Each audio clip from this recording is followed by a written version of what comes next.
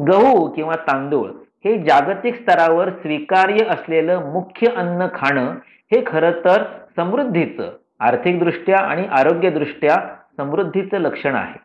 म्हणून आपण लग्नामध्ये वधूवरांच्या अंगावर अक्षता, अक्षदा नव्हे, अक्षता म्हणजे न तुटलेले, कणी नसलेले अखंड तांदूळ यांचा वर्षाव करतो.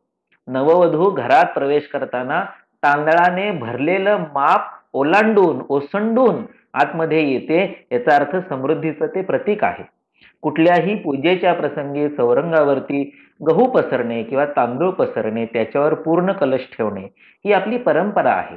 अशा ठिकाणी कोणी ज्वारी, बाजरी, नाचणी, राजगिरा किंवा घोड्याचं खाणं असलेलं दुष्काळात आलेला भकास मका अशा गोष्टी ठेवत नसतात ना.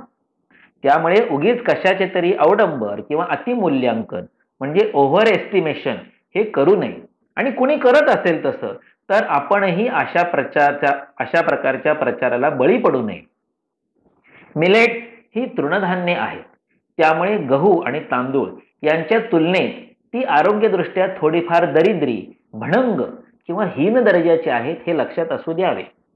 गहू तांदूळ आपल्याकडे मुबलक, पुरेशा प्रमाणात उपलब्ध असणं आणि ते आपल्याला अन्न म्हणून खाता येणं हे आरोग्य आणि आर्थिक या दोन्ही दृष्टीने समृद्धीचं लक्षण आहे.